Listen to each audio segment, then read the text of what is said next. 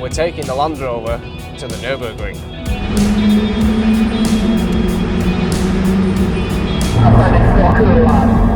Yeah, I think vibrations are getting quite considerably worse. I've never been to a town where there's just no one. We don't have Lee or Elliot. Rubbish.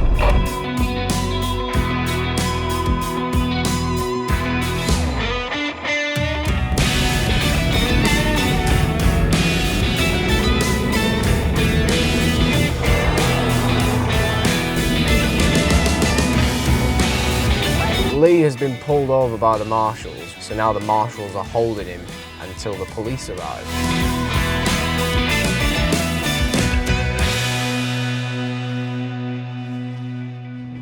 Hello and welcome to another episode of Laurence and the Machine, and this time we're taking the Land Rover to the Nurburgring.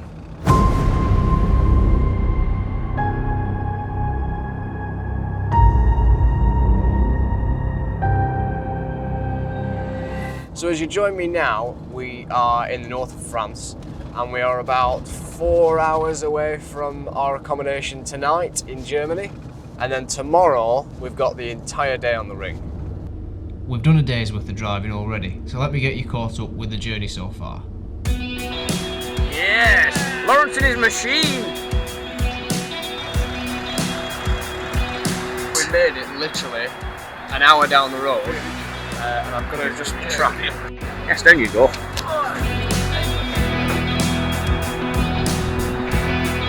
What are you doing?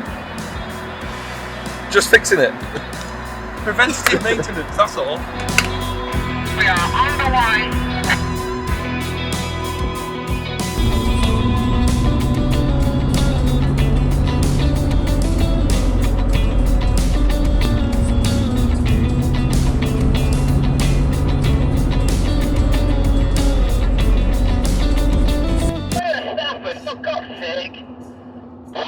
You go to sleep, Lee, you'll be there before you know it.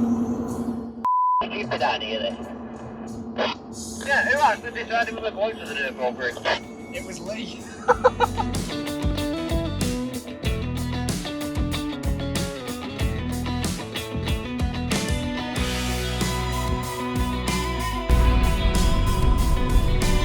Good afternoon.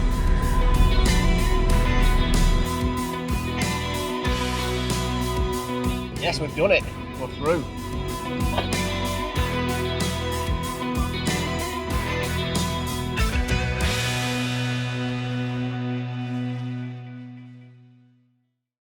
But before we go too much further, you may have noticed I've got a couple of people with me, so let me introduce you to them. You already know about my car, so first up we have Tom's custom-built 100-inch Defender. This car has an M57 in it, just like mine, but with an 8-speed gearbox behind it. That produces round about 400 horsepower, so it's pretty rapid to say the least. Then we have Lee's tractor, Discovery 1 200 TDI. It's actually a Camel Trophy replica. This is just a Bogo standard 200 TDI that produces, I think, round about 6.3 horsepower on a good day. Next up we have this Nissan Micra, driven by Elliot. I don't really know much about this car, but what I do know is that it's slow. Then finally we have Luke's Nissan Patrol, which is roughly the same spec as Tom's 100-inch Defender.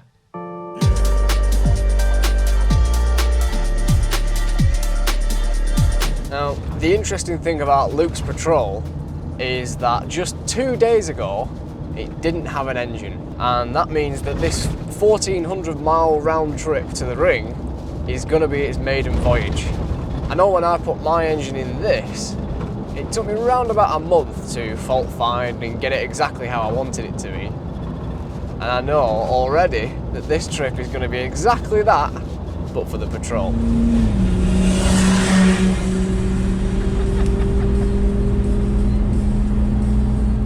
After the short drive through the north of France, we headed into Belgium, where I had a realisation. It's big Europe. Really is very big. Feels like we've been driving for 8 hours now, but we've only been driving for 45 minutes. Because Belgian motorways were so boring and long, we thought it'd be a good idea to turn off and use the roads through the countryside.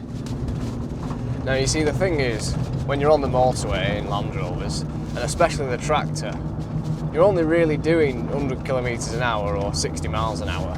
And you can do those sort of speeds on roads like this alongside the motorway. And you get the scenery. And I'm glad we did turn off, because we found some of the best driving roads we'd ever been on.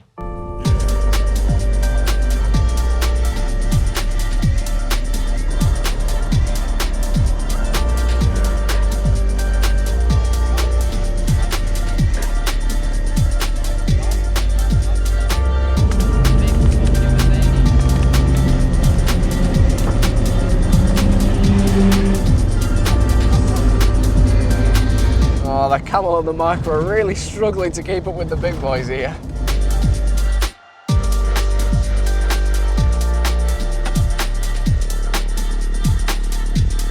And eventually, we'd left them behind.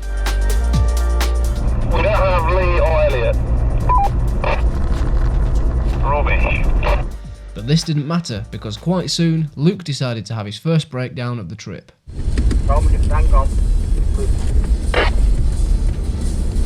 The problem that he's got is that his gearbox isn't automatically changing gear, so he's having to drive it in manual mode all the time.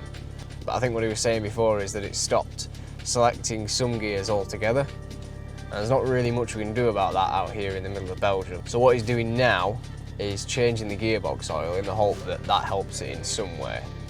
I don't think it will, but it can't make it worse at this point.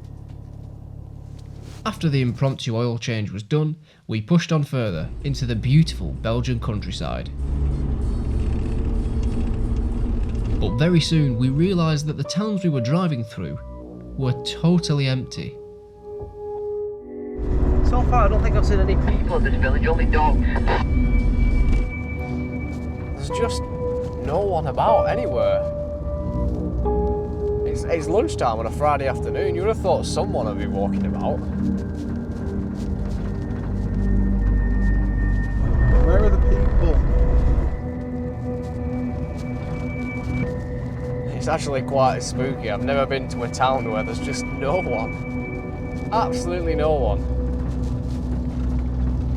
After driving through the set of The Last of Us, the world's greatest linguist Tom took the lead. We're going left here towards Brilliant. We're going right here for Louette. It's something or other. So we're going for Rudy Gendidine. Because he'd found some green lanes for us to explore. We've got no roof then. Once the French teacher had worked out the road signs, he then had to work out how to read a map, which she seemed to struggle with. That was where the dead end was. We should have gone left there. Yes, I don't think this is the way, Lee. Very undescriptive where it goes. Yes, maybe we should turn around.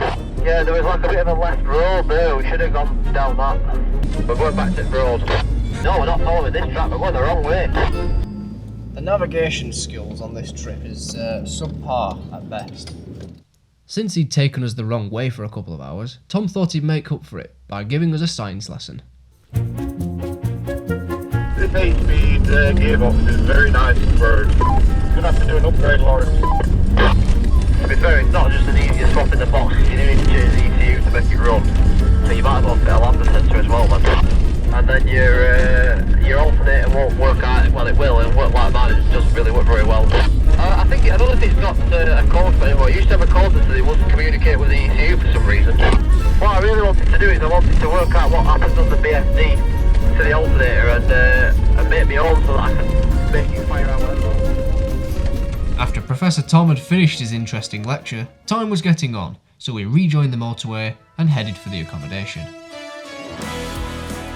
And as we neared the end of Belgian roads, we found some tunnels to play in. Here goes Luke. Are you ready for this?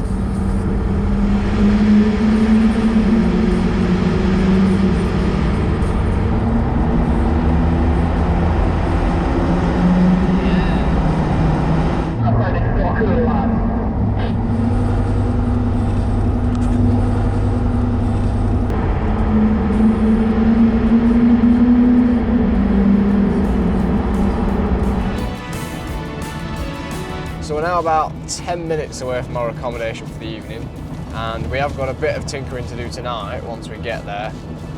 before we fire the cars around the ring tomorrow. So I'll see you in the morning for the big day.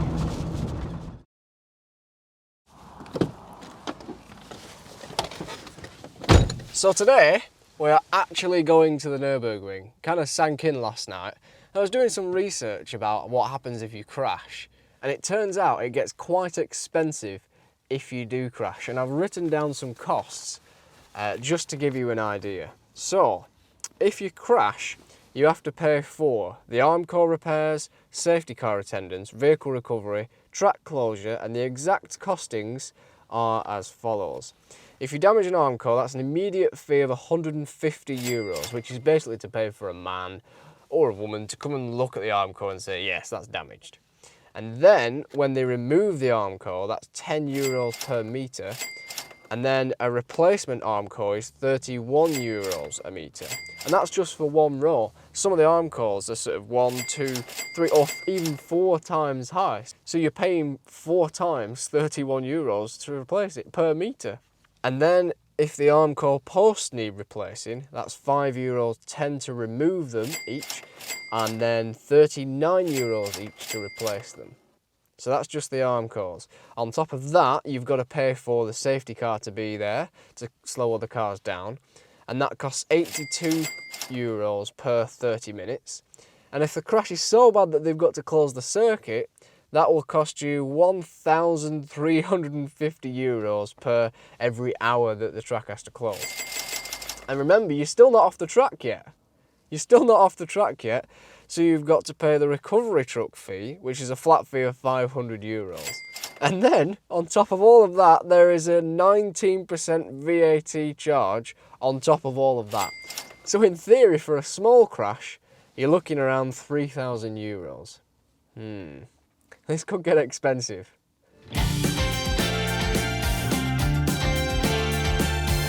Once I'd realised just how expensive the next couple of hours could be, we set off for the Nurburgring. And immediately, Lee had a problem. I think I've got a UK on. Rubbish. Yeah, the vibrations are getting quite considerably worse. So we're nearly at our destination now, so when we arrive there we can have a look. But Lee didn't make it that far. I think I might take this prop shaft off for destroying the gearbox. That's exactly what he did about 20 minutes before he ragged his car around the ring.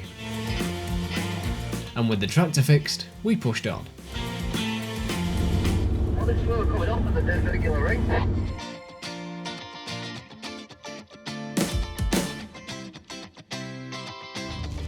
It's actually Easter weekend when we've come here, and it's the first weekend of the year when they open the ring for tourist drives, and that means it is incredibly busy.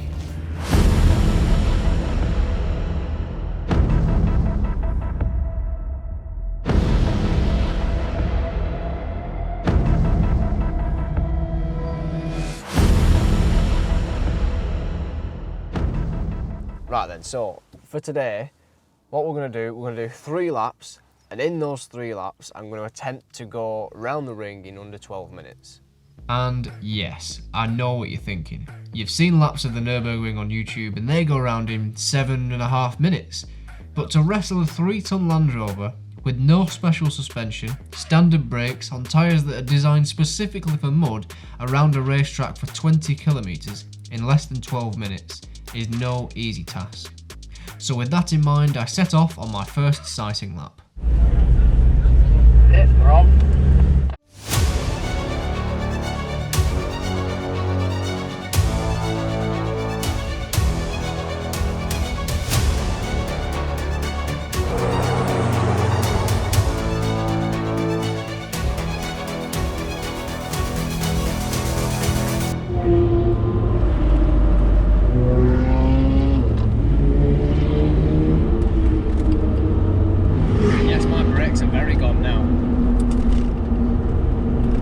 And across the line!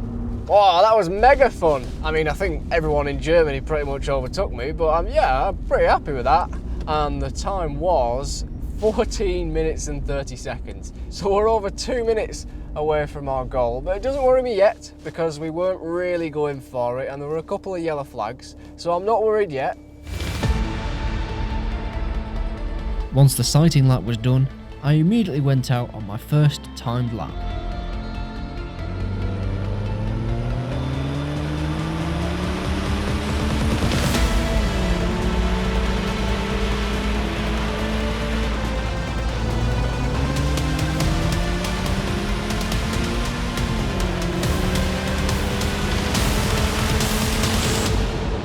Smells like brakes back here.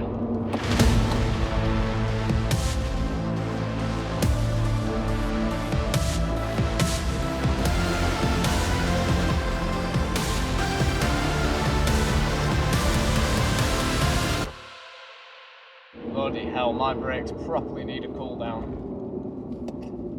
My engine needs to cool down. I know I was in like 99 degrees. That did feel faster actually. Still a couple of yellow flags slowing us down, but that did feel faster and we did it in 13 minutes and 51 seconds. So we're still quite a way off our under 12 minutes goal. I am limited with how much we can push the car when I'm going round because it gets really, really warm. I mean, we're only running on a standard Discovery 2 radiator at the minute and the brakes do fade halfway around. I mean, sometimes I'm praying for a yellow flag to let everything cool down. But it turned out we couldn't rush back onto the circuit anyway because Lee had been pulled over by the marshals. The white car told me that you lost many dirt and you hit them with your dirt. Oh, there's not really any dirt on here. The white car said. The white. Can you park next to them and then you can talk with them? Huh? The white car. Righto. The white, yeah. You can park there. Yeah. Then, using his best German accent, Lee tried to calm the situation down. What's the matter?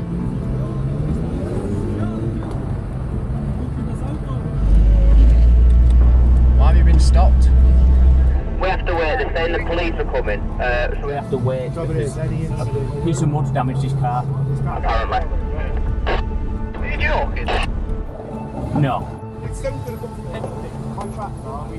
So, situation update. Lee has been pulled over by the marshals just after he got off the track because someone said that a stone has flicked off his car and damaged their car. So now the marshals are holding him until the police arrive.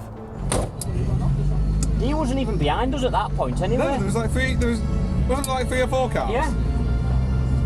I don't even know what the police are going to do. You're not even insured on the rings, what are they going to say? Apparently because it's a toll road you are still insured normal. Yes, well I'm going to walk up and come and be involved.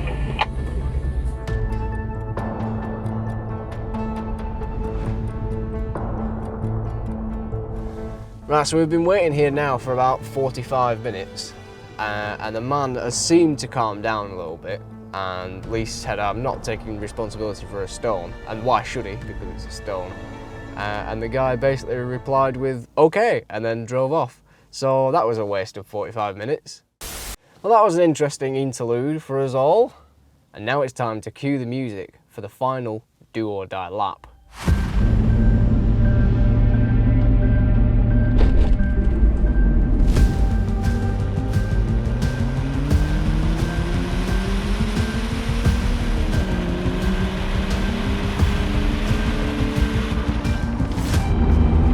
Yellow flag. Yeah, so these yellow flags mean that my brakes can cool down.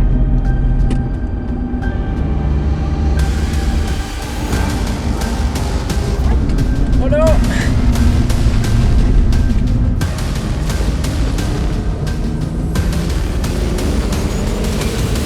And across the line! My lordy, have you seen my temperature gauge? Right, that one was a lot faster and with only one yellow flag, so we did it in 12 minutes and 39 seconds. So we're still quite a while off our target, but I reckon without that yellow flag we would have done that.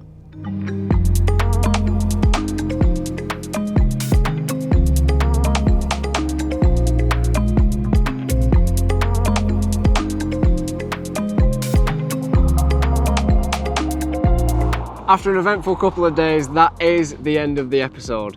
Shame we didn't achieve our goal today, but it's been a great trip getting here and driving the ring. And if you're thinking about doing it in your car, I'd definitely go for it. Maybe something a little bit faster than this though. If you want to see more trips like this from us, follow the channel, it is greatly appreciated. But until next time, I'll bid you farewell. We've got to drive these home now, haven't we?